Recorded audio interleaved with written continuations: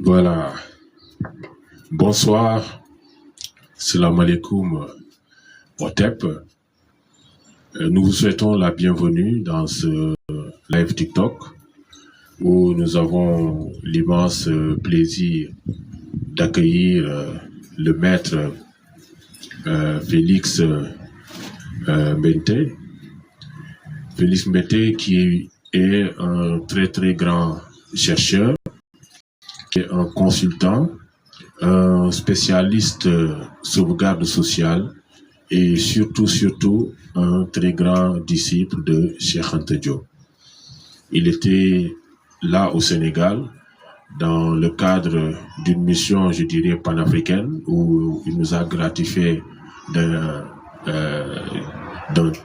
très bon discours lors de sa conférence au niveau du monument de la Renaissance africaine.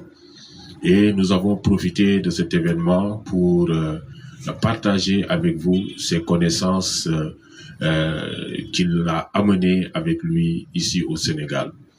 Donc aujourd'hui, comme vous le savez, nous allons discuter autour d'un thème très bien intéressant qui tourne autour de Cheikh Anta Diop, c'est-à-dire la suite des travaux de Cheikh Anta Diop en ce qui concerne son travail sur l'unité culturelle africaine. Donc, sans plus tarder, je vais laisser la parole à notre maître Félix Mbete pour qu'il puisse commencer la conférence.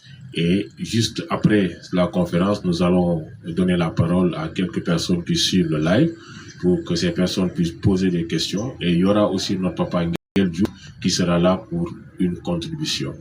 Merci beaucoup et nous vous souhaitons une très bonne conférence en compagnie du maître. Bienvenue maître, c'est un immense honneur pour nous. Et je te laisse la parole. Merci beaucoup mon frère Keman et bonsoir à toutes et à tous ceux qui nous suivent depuis le Sénégal ou même à l'étranger. Pour moi également, c'est un grand honneur qui m'a été fait d'être invité pour la première édition d'EcoFest où je suis venu présenter le thème sur le cousinage à parenté de plaisanterie comme vecteur de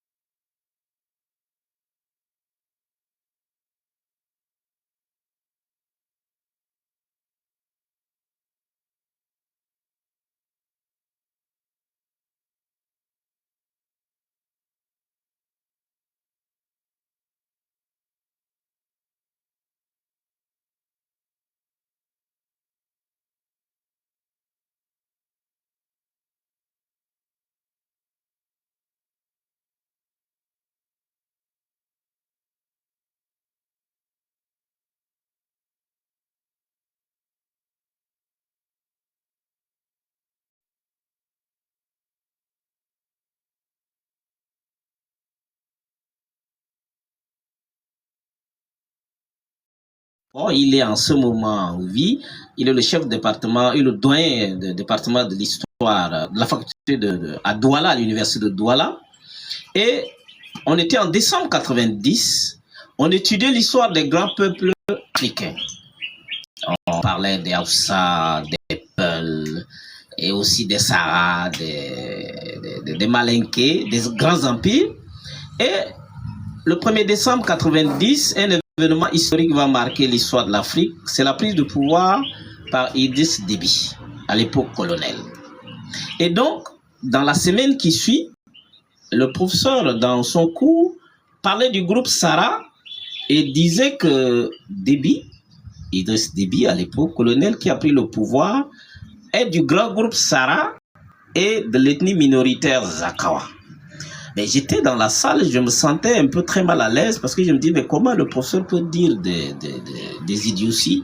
Parce que moi, je me voyais Sarah, mais je voyais plutôt voilà, le président Idriss Déby qui a pris le pouvoir comme quelqu'un du Nord musulman qui n'a rien à voir avec les Sarah. Et donc, je levais la main pour lui expliquer que non, monsieur, il s'est trompé parce que moi, justement, je suis de l'ethnie Sara, mais que l'autre, le président Déby, n'est pas Sara. Voilà. Et puis il m'a dit oui, il parle de Sara, pas dans le sens strict du mot, mais dans le sens large. Il m'a demandé si j'ai lu les travaux de Cheikh Anta Diop. Je lui ai dit non. Et c'est donc pour la première fois que j'entendais parler de Cheikh Anta Diop. J'ai dit, mais c'est qui encore ce monsieur? Il dit, oui, il m'invite à lire donc Cheikh Anta Diop qui parle des grands groupes Sara qui viennent depuis l'Égypte ancienne. Bon, et qui sont des descendants des pharaons. Bon, je me trouvais un peu mal à l'aise. Non, c'est pour la première fois d'entendre que, voilà, on venait même des pharaons. Bon, j'ai entendu parler des pharaons. Et donc, ben, il me dit de lire. J'ai commencé nécessairement avec l'ouvrage qui est la Nation et Agriculture, tome 1 et 2. J'ai tout lu, mais je n'ai rien vu indiquant que les Akawa sont des Sara. Mais par contre, j'ai été donc impressionné que les Sara venaient de l'Égypte. Il a cité des dynasties des pharaons Sar. Et c'est à l'époque, en lisant, que je découvre également que les Sérères, au fait, sont des Sara. Et là, je présente mes félicitations à mon frère chercheur Sobel John, qui a écrit sur le monde sérère, son ouvrage. Et lorsque je lisais ce livre, hein, comme j'ai dévoré le livre, il faut le dire, mais je voyais qu'il parlait de Sara, que je connais, que je suis. À la seule différence que lui, il a donné une autre définition de sérère. Or, dans l'ouvrage du savant sénégalais Cheikh Anta Diop, sérère signifie Sara. C'est ça, la même chose. Réra, c'est roi. Et donc, c'est fils, fille de roi. Et c'est là où j'ai demandé à John, dans la prochaine édition, de corriger cela, parce que là, il va à l'encontre de ce que le savant sénégalais a dit, et donc c'est des fils et des filles des rois d'Égypte. Donc, sérère, c'est le même mot que Sara. Et on va se rendre compte que même en parlant donc de l'unité africaine, aujourd'hui, les Soninké, qui sont les bâtisseurs du royaume du Ghana, dès le 3e siècle, ouais, les Soninké sont des Sarakolés, c'est-à-dire des Sara métissés. Et donc voilà un peu comment de l'Égypte on est passé Soudan, Tchad, et l'empire Ghana, d'après les recherches, j'étais à Abidjan et j'apprenais également que les Baoulés, les Akans, les Abrons qui sont arrivés du Ghana en réalité faisaient partie un peu de ce grand royaume de Ghana qui serait passé par le Tchad, le Nigeria et donc du Ghana. Donc, vous voyez un peu comment ce que le savant sénégalais Cheikh Anta Diop l'a dit, aujourd'hui on se retrouve. Et en Côte d'Ivoire, j'ai même découvert dans le cadre de la parenté à plaisanterie que les Abrons, les Baoulés, utilisent le terme Ngon Nan qui, dans la langue Sara, ça symbolise également le groupe ou la parenté à plaisanterie, on appelle le Ngonan. C'est la même chose chez les Agni de la Côte d'Ivoire, vous voyez un peu. Et lorsque je lis l'ouvrage de mon frère Sobel John, vous voyez, les Sérères ont une initiation qui s'appelle le Ndot. Les Sara du Tchad, notre initiation, c'est le Ndo. Et quand il y a un livre qui est écrit donc sur la mort Sara, le Ndo, mais en regardant cette initiation, vous vous posez la question, mais des deux là, ou soit les Sara ont donné naissance au christianisme, ou les Sara ont été christianisés pour adopter cette initiation, parce que c'est le symbolisme chrétien. La mort, la naissance, la résurrection, vous imaginez. Et c'est la même chose qui se retrouve chez les Sérères, est-ce que vous voyez un peu? Et là, ça montre, le savant sénégalais a insisté beaucoup plus sur l'aspect linguistique. Il disait même à l'époque que le Sérère, le Wolof, le Sara et le Bagrimi font partie d'une même langue. Partie des langues, partie des gens du Dieu sous. Personne n'en a parlé. Aucun historien n'a évoqué le sujet parce que vous savez, ça remet en cause le postulat même du christianisme. Parce que Cheikh Anta Diop va le dire, le mot Messie est un mot égyptien qui veut dire Messou, c'est-à-dire ventre du Dieu sous. Il va dire que le nom Ramsès, le pharaon le plus grand, c'est Ra Messou, qui en Sara veut dire Ra, ventre de sous. Et vous imaginez cela. Et ces mêmes dieux se retrouvent au Tchad, avec les Sarakenga au niveau de Ré, Ra, et les Sarasud au niveau du dieu Sou et de sa femme et sœur épouse, qui a pris le nom d'Assier, de Sié ou de Ndjé. Et donc, dans ma tradition, Sarah, qui est matrilinéaire comme la tradition sérère et les autres traditions, c'est que la femme est une déesse. Elle dispose d'une enveloppe spirituelle. Au point que même le terme dot dans la tradition Sarah et africaine matrilinéaire, c'était le prix du Bangala.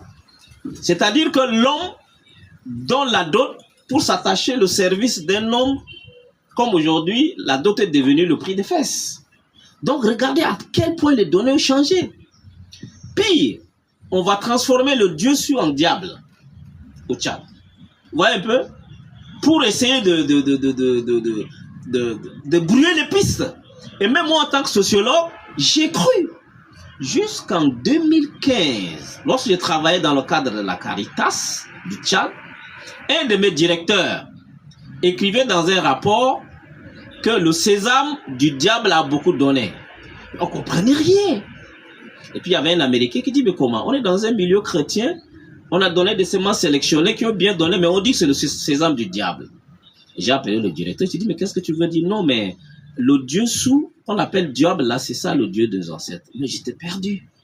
Il a fallu maintenant que je redescende, je fasse des recherches pour découvrir qu'en effet, le dieu Sou des Sarah n'est pas diable. Mais c'est le vrai, leur dieu. Moi, je suis chrétien, je ne crois pas en termes de machin, parce que, mais c'est leur dieu. Et donc, voilà un peu comment cette tradition, cette culture égyptienne est arrivée au Tchad et a continué jusqu'ici, au Sénégal, avec les Sérères et puis les Wolofs. Et vous allez voir que au Tchad, imaginez-vous de 90 à 2008, j'ai lu les ouvrages de Cheikh Anta Diop, surtout les versions françaises. Je n'ai vu nulle part où c'est écrit que les Akawa étaient des Sarah. Mais il a fallu qu'en 2008, j'étais avec un frère, un officier, et justement Berry, parce que c'est le vrai nom des Akawa. Et je lui ai dit, mais écoute, moi, mon professeur m'a dit que les Akawa sont des Sarah, mais j'ai tout lu. Je n'ai vu nulle part apparaître. Qu'est-ce qu'il peut me dire? Il me dit, non, qu'en effet, il y a des gens qui les aiment pas, qui les insultent comme ça, des Sarah. Je lui ai dit, ah bon? Je lui ai dit, mais est-ce que tu sais que les Sarah sont les descendants des Égyptiens? Il dit, mais mon frère, qui va te croire? Est-ce que vous voyez un peu? Et là, ça m'a mis maintenant la puce à l'oreille. Tiens, ah donc, ce que le professeur m'a dit en 90, 18 ans après, il y a une confirmation, mais un peu désespérée. Et de 2008 à 2012, le professeur Fadel Kitty, qui est parent au président Déby Itno, le maréchal défunt, essayait de publier un livre intitulé Les Berry du Tchad. Berry, c'est le nom des accords. On est en 2012 au centre Salouna. Je me dis, tiens, je viendrai voir où est-ce qu'au moins cette vérité dite en 90 peut se révéler dans cet ouvrage. J'arrive, je me mets en premier. Le professeur Fadel Kitty fait la dédicace de son livre. Mais nulle part, il n'a évoqué la question des Sarah. Et donc, j'étais le premier à lui poser la question. Voilà, un de mes professeurs a dit que les Akawa sont des Sarah. Est-ce qu'il confirme ou infirme? Il a répondu à ma question à la dernière classe. Pour dire, lui, il est linguiste, il n'est pas historien, donc il ne peut pas de manière irréfutable confirmer ou infirmer. Mais ce dont il sait, lorsqu'ils étaient des enfants, ils venaient en N'Djamena, leur maman leur a dit qu'eux, ils sont des Sarah 100%. Imaginez le terme. Des Sarah ou des Sérères 100%. J'ai dit, messe. Mais quand ils sont arrivés, et leur maman leur a dit, vous venez, vous dites à Ngarta, le premier président tchadien qui est Sarah, si Ngarta refuse qu'il vienne, je vais lui expliquer de quoi il s'agit.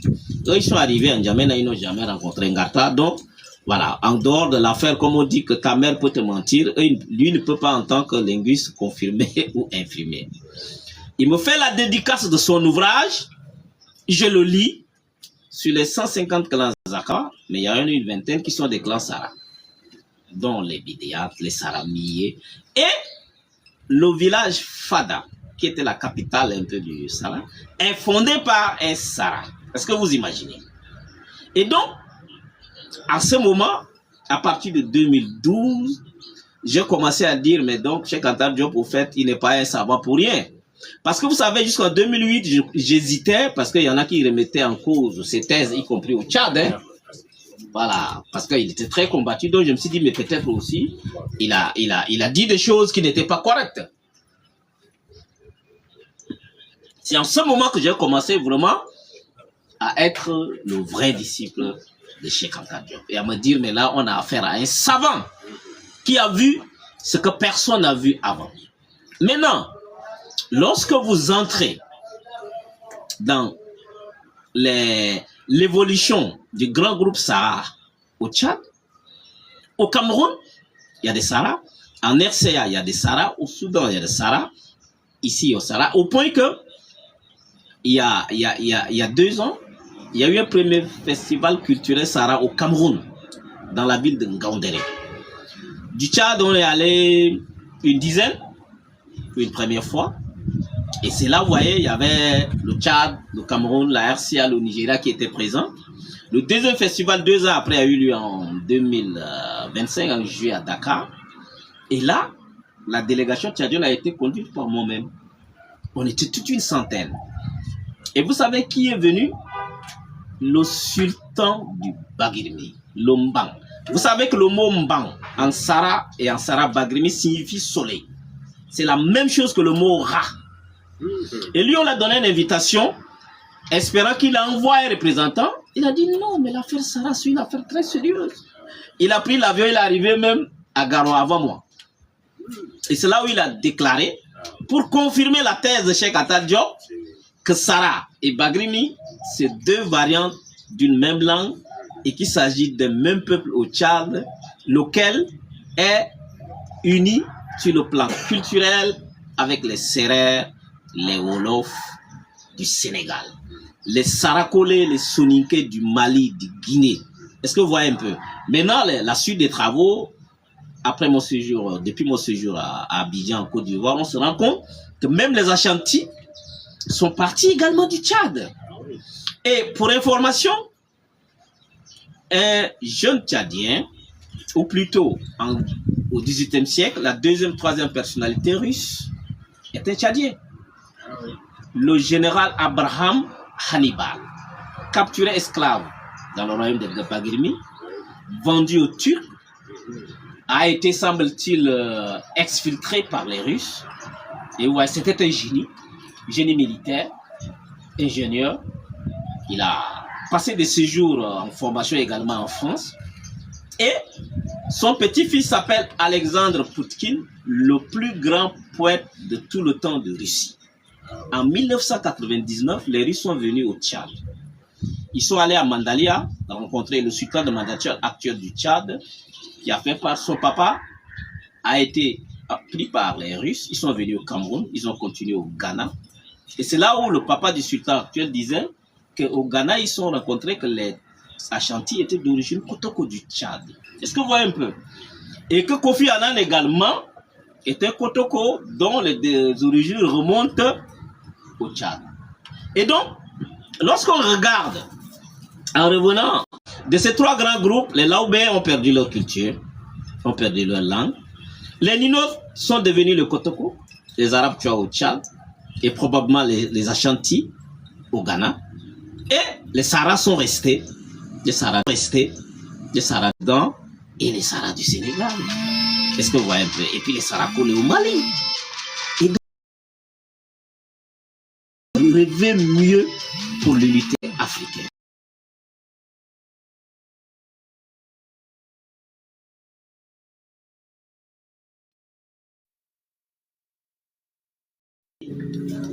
À la limite, dans tout le grand groupe Sahara du Sud, les 12 tribus, c'est un seul Dieu. C'est le Dieu Sou, le couple divin Sou et son épouse Si, que les gens ont transformé en diable. Et l'épouse, personne n'en a parlé, aucun ouvrage n'a parlé. Je suis le premier aujourd'hui à évoquer ce sujet. Donc voilà un peu, en gros, ce que je peux dire en termes de résultats des recherches de Cheikh Anta Diop que moi, depuis plus d'une 35 ans aujourd'hui, j'ai commencé à mener au Tchad pour arriver donc à prouver sur le plan anthropologique, sur le plan culturel, que nous descendons des mêmes grands peuples que sont ces pharaons, dont Ramsès. Et aussi, nous avons l'honneur d'avoir le pharaon du savoir, Cheikh Anta Diop, que j'ai eu l'honneur, le plaisir d'aller visiter le mausolée hier à Tiatou, en compagnie de mon frère Keman. J'ai été béni par le chef de village et le marabout du village. J'ai prié sur sa tombe.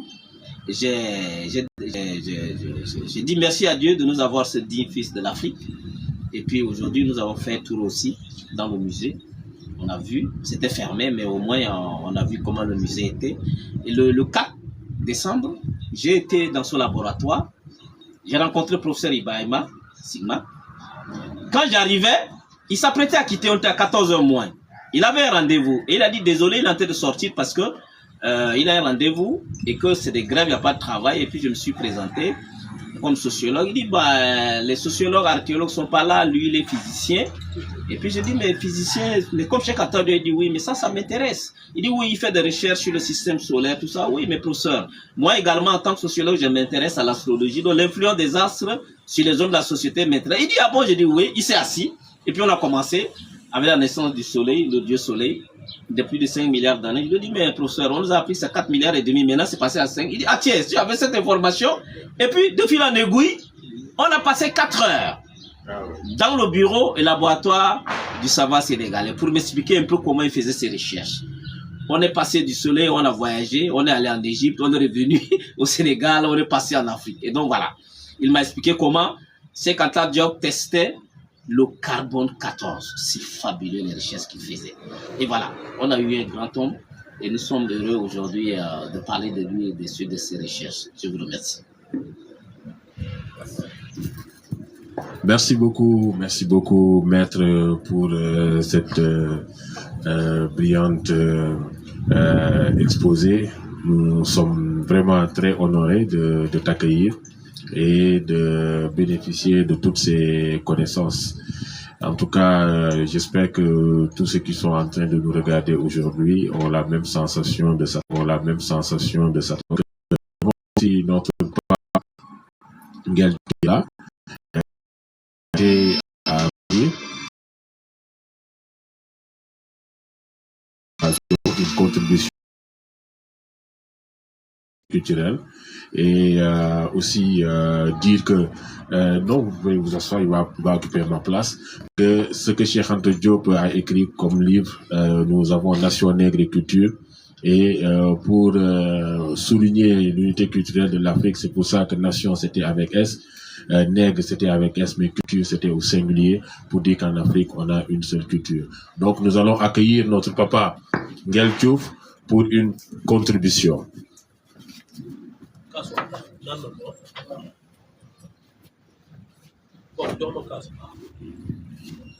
Merci Keman et merci aussi notre frère Félix pour nous avoir invités dans ce parcours historique que notre doyen Cheikh Anta Diop a bien voulu tracer pour les générations africaines. Merci Félix. J'ai l'impression comme l'approche de Cheikh Anta Diop qui consiste à se situer sur un terrain pluridisciplinaire lui a permis de confirmer que en Afrique, nous nous comprenons au fur et à mesure que nous mettons la main sur la réalité de nos proto-cultures et de nos proto-langues.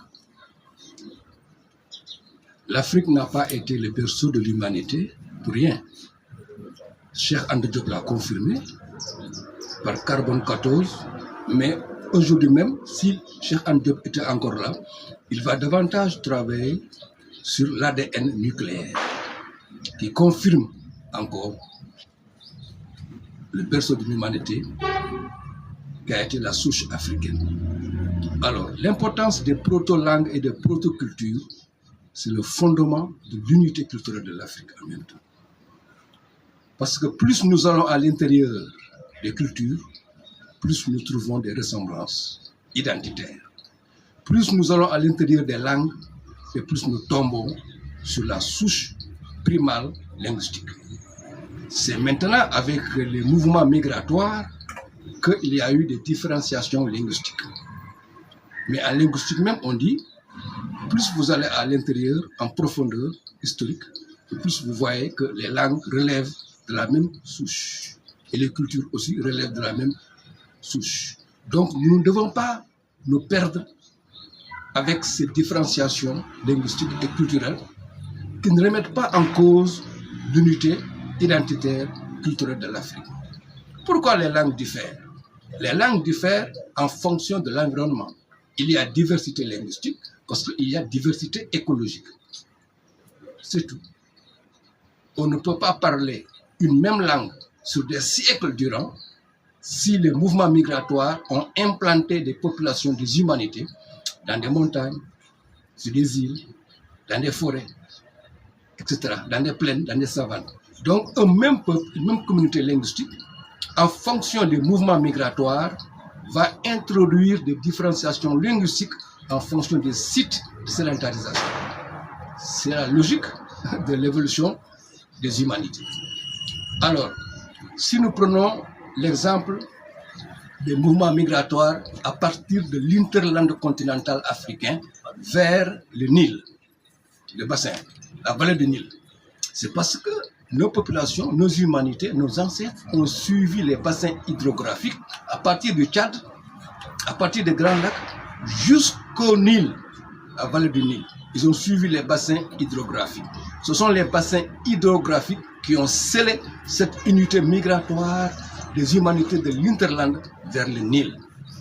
Et si on dit l'Égypte est un don du Nil, nous nous disons en plus, oui, mais le Nil lui-même est un don de la fécondité, et c'est pourquoi la femme a eu ce rôle sacerdotal en Égypte, où on parle plus de déesses que de dieux. Merci de tapoter, merci de tapoter. Si nous revenons dans notre contexte ouest-africain, pour toujours appuyer la thèse de notre unité linguistique et culturelle, mais on a eu au XIIIe siècle l'élaboration de la charte Kouroukan-Fouga sous Soundiata Keïta. Cette charte qui a réuni toutes les humanités ouest-africaines. Merci beaucoup de tapoter, merci de tapoter, merci. Scellé cette unité par nos ancêtres qui ont compris que si l'Afrique est un vaste continent, l'Afrique aussi regorge d'air d'unité, d'air d'homogénéité linguistique et culturelle. L'Afrique est un vaste continent, mais nous avons 4 grandes aires d'homogénéité linguistique et culturelle. Bon, l'Afrique du Nord, nous connaissons quand nos ancêtres hominidés ont migré pour aller s'installer dans le Maghreb, on connaît. Mais l'Afrique centrale, l'Afrique de l'Ouest avec la brise maritime, et l'Afrique du Sud avec nos ancêtres hominidés, ce sont 4 grandes aires d'homogénéité linguistique et culturelle qui renvoient toutes au niveau de proto-langue et de proto-culture de notre identité. C'est pourquoi donc le Tchad a une très grande importance, et ce n'est pas par hasard si c'est là-bas où on a retrouvé le plus vieil ossement, le Toumaï. Toumaï, on le situe entre 7 et 10 millions d'années.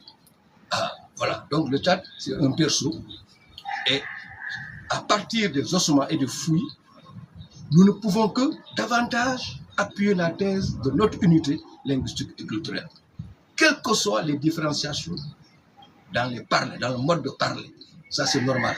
Diversité écologique, diversité biologique, il y a diversité linguistique, culturelle, mais nouée et scellée par un sceau, le sceau cosmologique. Alors, je voudrais aussi terminer en appuyant cette idée de ce qui relie aussi nos humanités africaines.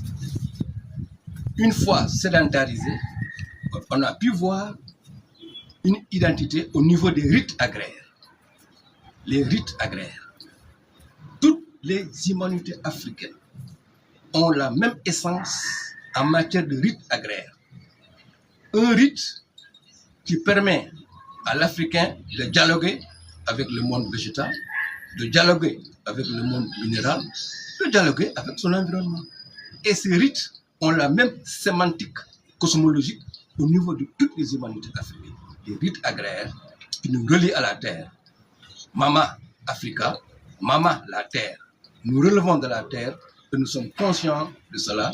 Et c'est par ce biais que nous implorons nos ancêtres également à travers ces rites agraires d'obédience à la terre. Et ceci, nous le retrouvons partout, du nord au sud, de l'est à l'ouest en Afrique. Et surtout au niveau du bassin des Grands Lacs, au niveau de toutes les humanités autour des cours d'eau, et surtout concernant ces prêtresses, femmes, symboles de vie, symbole de l'énergie qui est vie, la femme donneuse de vie. Et cette femme-là est la première prêtresse au niveau de tous les rites agraires d'Afrique. L'homme est présent, mais c'est la femme à qui revient le droit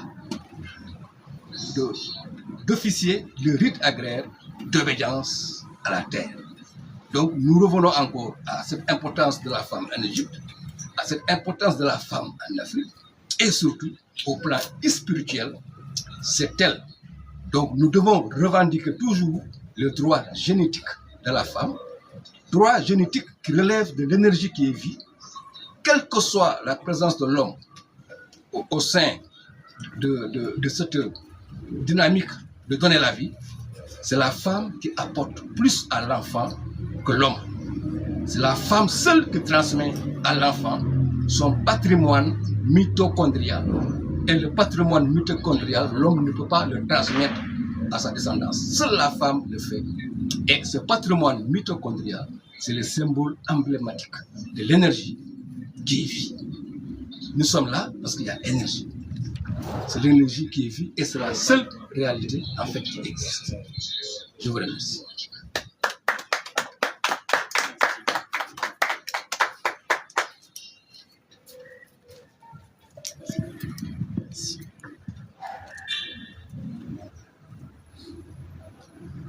Est-ce que vous avez une contribution par rapport à... Ah oui, je pense que le doyen, ce qu'il a dit, hein, surtout par rapport à nos proto-langues, voilà, nos proto-cultures.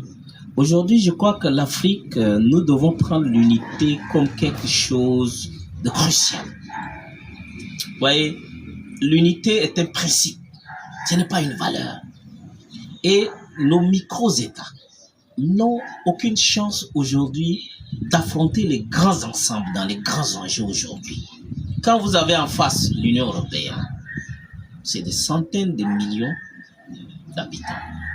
Vous avez en face l'Inde, c'est 1,4 milliard d'habitants. Vous avez la Chine, 1,3 milliard d'habitants. Rien que les États-Unis vont vers 400 millions. Mais nos États de 2, 3 millions, de 10, 20 millions n'ont aucune chance de subsister. Lorsque vous voyez une cinquantaine de chefs d'État réunis à Pékin, ou à New Delhi, ou aux États-Unis, ou maintenant même en Turquie, mais ça ne nous donne pas l'honneur.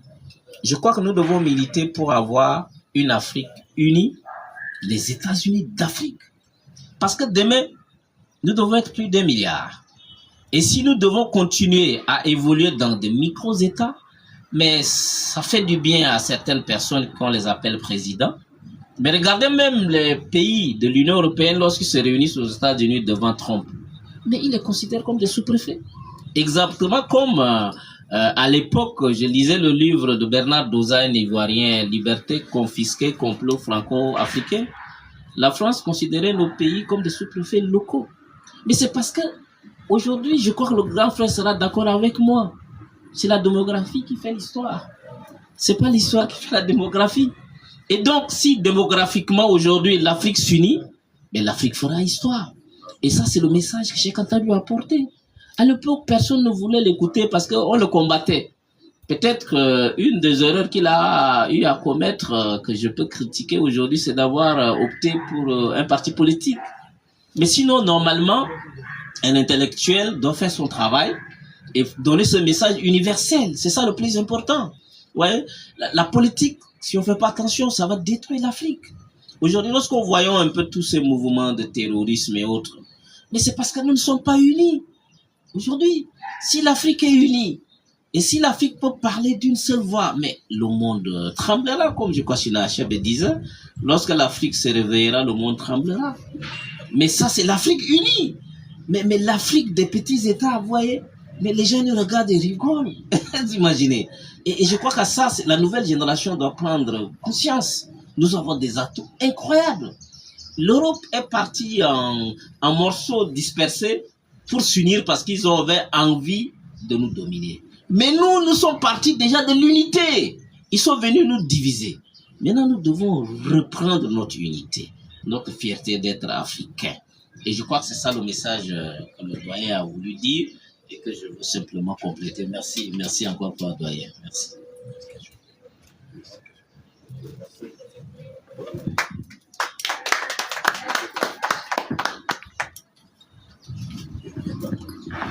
Merci beaucoup, merci. Pour tous ceux qui sont en train de suivre le live, nous vous demandons de tapoter pour que les autres aussi puissent avoir la chance de suivre ce live et partager avec nous ces connaissances qui sont bien gardées et distribuées par nos papas qui sont là avec nous aujourd'hui. Maintenant, nous demandons à ceux qui nous suivent, s'il y a des personnes qui ont des questions, peuvent envoyer une invitation. Nous allons les faire monter dans ce live. Et aussi, ces questions seront répondues avec beaucoup de plaisir. Donc, n'hésitez surtout pas à poser vos questions. Donc, faites juste une demande et nous allons vous faire monter dans le live pour vos questions et pour vos contributions. Donc, comme on l'a dit, en Afrique, nous sommes tous unis, c'est le même peuple. C'est pour ça que, vous voyez, récemment, au niveau du Sénégal, on parlait beaucoup de la ressemblance entre les Sénégalais et les Soudanais. Il y a eu une vidéo très virale d'un Sénégalais qui a rencontré un Soudanais aux États-Unis et qui s'est arrêté en disant aux Sénégalais, celui qui est à côté de moi, est-ce que vous savez que si je vous dis que c'est pas un Sénégalais, vous n'allez pas le croire. Et il a demandé à la personne de se présenter. La personne lui a parlé même en anglais en disant que qu'elle venait de Soudan. Et je pense que c'était une vidéo qui a tellement touché les Sénégalais que ça fait le tour des réseaux sociaux. Donc, pour dire que nous sommes un seul peuple, c'est pour ça qu'il n'y a pas de raison de division et que c'est pour cela que nous sommes dans le panafricanisme parce que nous ne considérons pas que ces frontières qui ont été érigées par les colons pour nous diviser. Donc, tenons compte de cela. Et je pense que seul par l'unité, nous pourrons arriver à nous en sortir. En tout cas, nous sommes vraiment très contents. Donc, je dirais encore une fois de plus merci au maître Félix Mbete pour cette brillante participation à notre live d'aujourd'hui. Il est très sollicité. Donc, s'il a accepté de faire cette vidéo pour nous, je pense que nous devons le remercier par rapport à cela.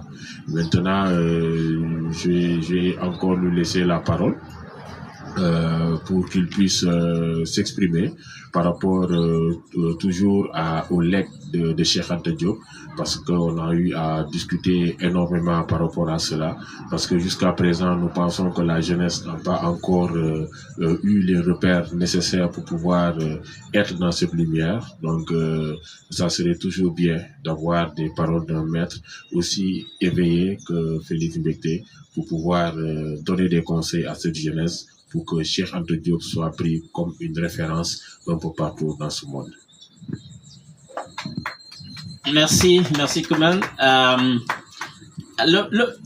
Le premier référent modèle de Cheikh Anta Diop lorsque j'étais étudiant et que j'ai commencé à lire ses œuvres, et j'ai su qu'il n'était pas à l'origine un historien ni un anthropologue sociologue, c'est un physicien.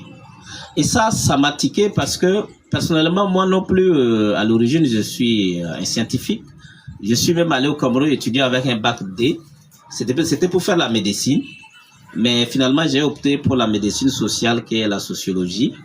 Et maintenant, aujourd'hui, la passion, l'histoire. Et donc, c'est comme si j'ai suivi un peu le chemin de mon mentor spirituel ou intellectuel, Cheikh Anta Diop, sans le savoir. Et donc, s'il y a une chose à dire aux jeunes, il faut embrasser la science, comme le maître, comme Cheikh Anta Diop. Et il a dit à la jeunesse, armez-vous de science jusqu'aux dents. Je crois qu'aujourd'hui, beaucoup de jeunes, surtout dans beaucoup de pays, s'orientent plus vers les séries littéraires.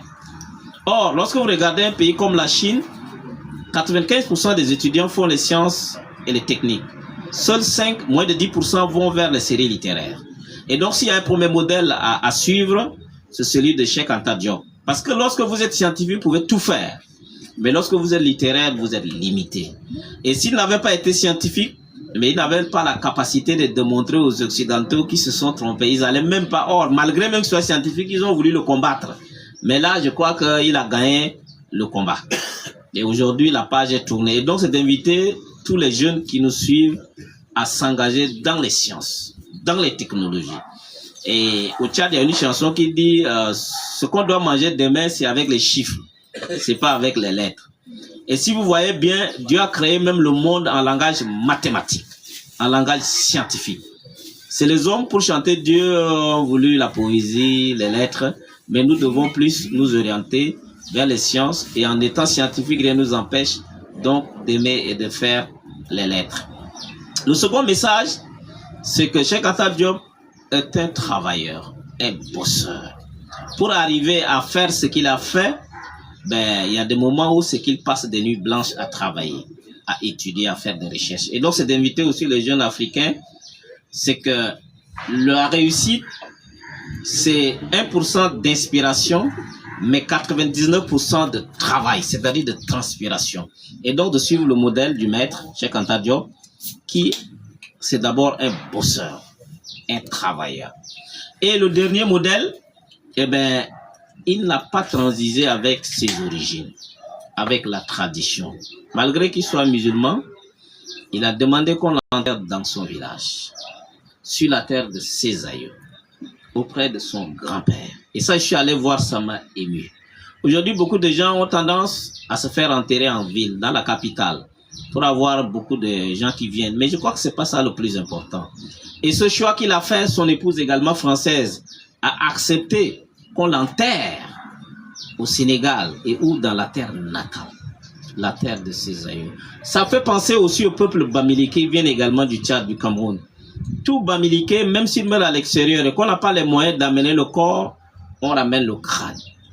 Le crâne vient auprès des ancêtres. Comme on dit chez nous, il y a une chanson, l'os de l'oiseau ne reste pas au ciel, ça tombe à terre. Et donc, la jeunesse regarde ce modèle également. Peu importe notre village, peu importe ce que sont nos parents, nos derniers jours, c'est d'être à côté d'eux pour avoir leur bénédiction. Et ça aussi, le maître, le pharaon de la connaissance du savoir, nous a montré l'exemple à suivre. Donc voilà un peu mes mots de fin, c'est de le suivre à ces 3 niveaux. Et c'est vraiment un modèle identifiable pour nous. Merci.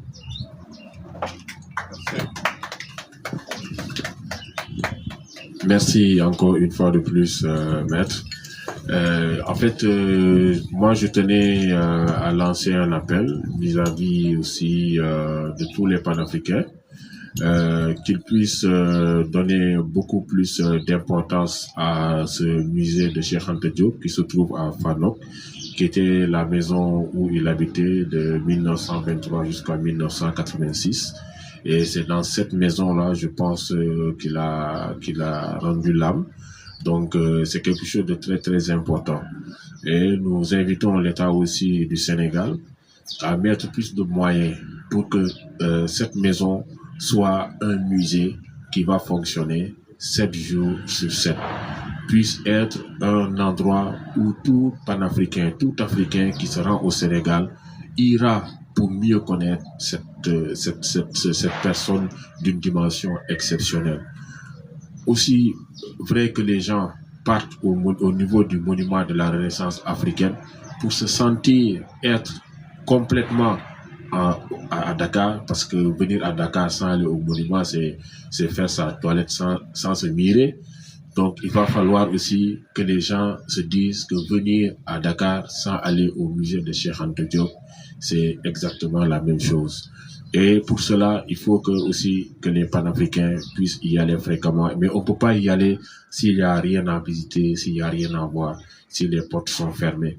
Donc, c'est cet appel-là que je lance à nos autorités, parce que c'est depuis le 29 décembre 2023 que ça a été effectivement mis au rang de musée.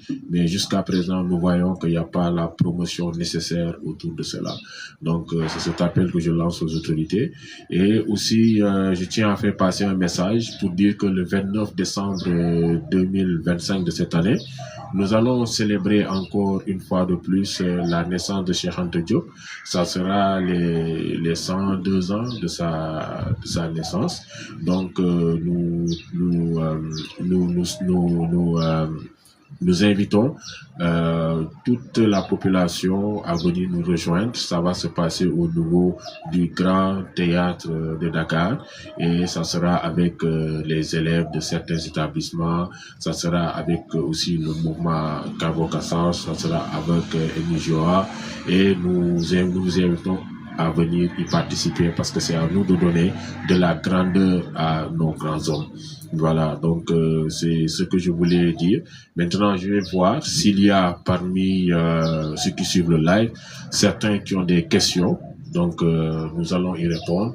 Et autrement dit, nous allons mettre fin à ce live et vous donner rendez-vous très bientôt. Donc, je vais consulter rapidement.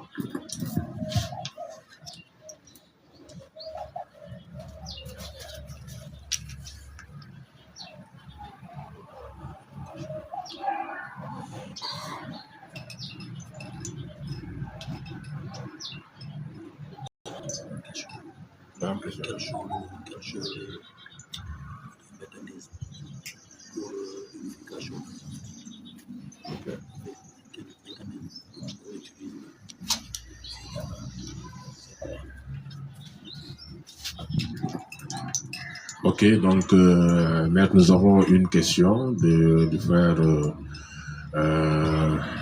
Mbouka. En fait, la question est: quels sont les mécanismes à utiliser pour l'unification de l'Afrique?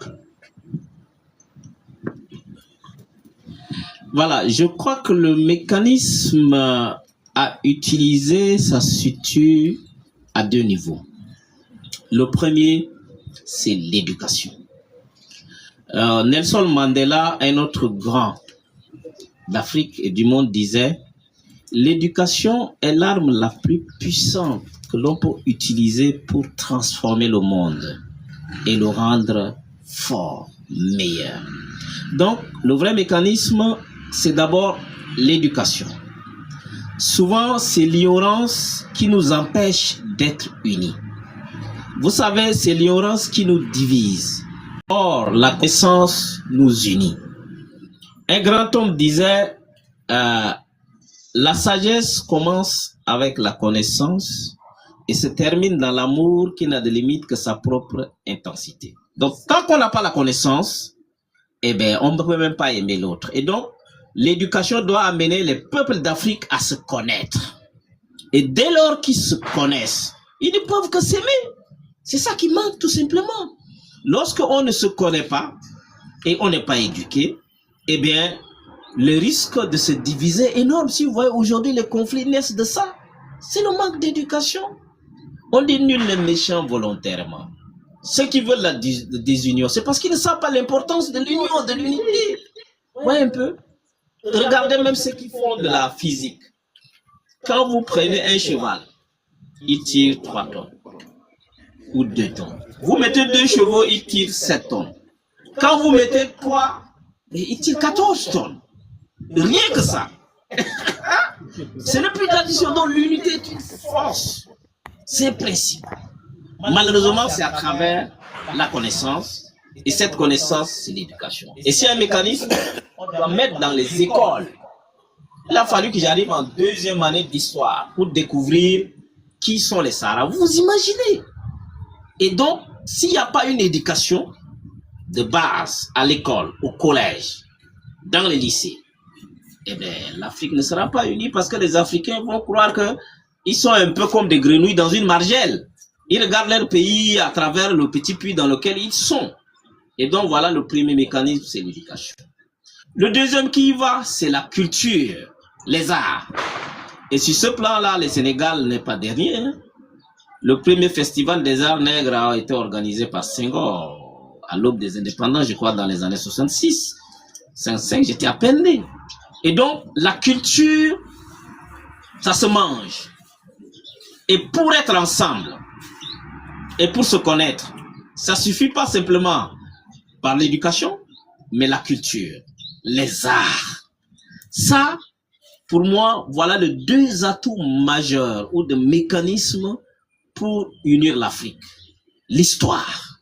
Cette histoire-là que nous partageons en ce moment, il faut le vulgariser à travers les chansons. Il faut que les poètes s'en servent, les artistes s'en accaparent, les musiciens et surtout les intellectuels. Vous voyez un peu, on a de la paresse. Et donc voilà, notre histoire, nous devons la connaître. Et quand Cheikh Anta Diop parle de nous armer des sciences jusqu'aux dents, mais c'est ce dont dit Mandela, c'est l'éducation. C'est à travers l'éducation qu'on apprend, on a donc les conséquences. Voilà, les connaissances, c'est ça que j'ai dit. Donc il n'y a que 2 atouts, l'éducation et la culture. La culture et les arts. Merci.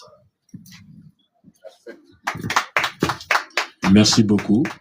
Donc, nous avons un participant avec nous. Je pense que c'est Baye. Donc, Baye, si tu es là, tu peux ouvrir ton micro. Nous allons te donner la parole pour que tu puisses poser ta question. Bienvenue, Baye. Oui, ça va.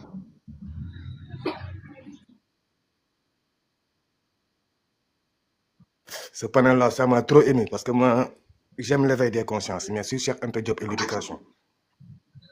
Parce qu'aucun peuple ne va se développer avec une langue étrangère. C'est ça que vous expliquez le vieux tout de suite sur la culture et les autres choses. Mais je vais remonter le temps plus loin. Sur la fabrication et la construction des pyramides. Je voudrais que le vieux nous revienne amplement sur la construction des pyramides. Parce que souvent, j'entends nos frères noirs là dire que c'est les noirs, c'est les noirs, c'est les noirs. Or, par rapport à Cheikh Anta Diop, qui a construit ces pyramides-là? C'est la question que je voudrais faire passer. Qui a construit ces pyramides? Merci beaucoup, le frère Baye. Donc, il y a notre papa Ngel Diouf qui est là. Donc, nous donnons la parole pour répondre à cette question de qui a construit les pyramides. Merci. Ce qu'on peut dire à propos des pyramides, si nous nous limitons uniquement à Cheikh Anta Diop, on va dire il est africain, il prêche pour sa paroisse. Alors, donnons la parole aux chercheurs occidentaux eux-mêmes. Si les chercheurs occidentaux eux-mêmes ont reconnu que les pyramides, en fonction de tous les travaux de recherche en matière de datation, ont été bel et bien élevés, construits sous les pharaons, ils ont montré que, vous savez, à l'époque, en Égypte pharaonique, l'espérance de vie était en moyenne de 36 ans. Mais c'était beaucoup. En Europe, jusqu'au XVIIIe siècle, l'espérance de vie était de 30 ans. 18e siècle. Alors que nous, déjà, Égypte pharaonique, espérance de vie 36 ans. Alors, vous voyez un jeune pharaon, on commence à construire des pyramides à sa naissance. Il devient un pharaon à 20 ans. On n'a pas encore fini de construire les pyramides. Parce qu'il fallait en moins une trentaine d'années pour terminer la construction des pyramides. Une pyramide, trentaine d'années. Alors, si les Occidentaux eux-mêmes, égyptologues, paléontologues, archéologues ont reconnu l'ingéniosité africaine dans la construction des pyramides, à plus forte raison Cheikh Anta Diop. Alors, nous nous basons sur des fossiles, nous nous basons sur des sphinx, nous nous basons sur des fouilles archéologiques et nous procédons à la datation. Il faut seulement être dans le camp du racisme pour dire que les pyramides ont été mises sur pied par des extraterrestres. Mais là, nous comprenons. Alors, c'est un faux débat. Je pense bien que le colloque du Caire qui a réuni Cheikh Anta Diop, Obenga et beaucoup de sommités scientifiques, ce colloque du Caire, Cheikh Anta Diop a posé un postulat. Nous allons débattre à condition que vous reconnaissiez l'africanité de la civilisation égyptienne. Si vous reconnaissez, on peut débattre. Si vous refutez cela, on arrête tout de suite la rencontre. Parce qu'on ne peut pas débattre sur ce terrain.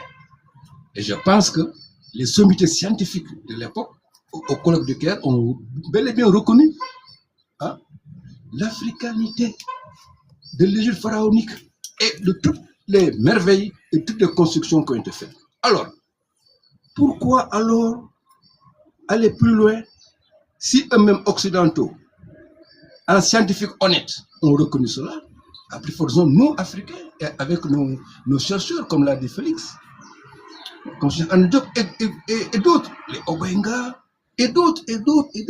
Alors, pour nous, ce débat est clos. Pourquoi?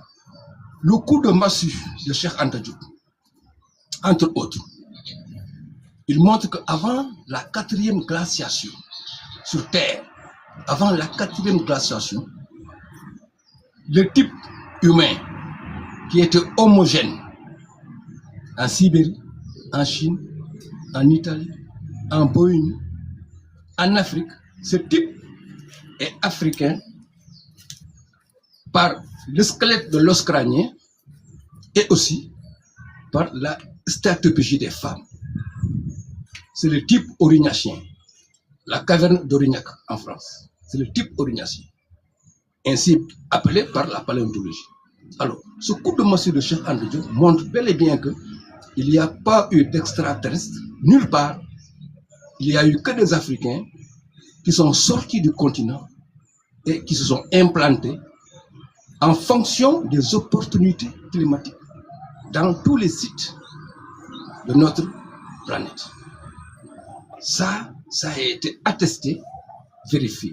Et ce qui est encore beaucoup plus intéressant, si Cheikh Anta Diop a travaillé sur carbone 14, aujourd'hui, l'Institut Max Planck travaille sur l'ADN nucléaire pour attester, confirmer l'antériorité de la civilisation naine sur ce site cosmologique et d'humanisme qu'a été l'Égypte pharaonique. Voilà ce qu'on peut dire à propos des pyramides. Merci.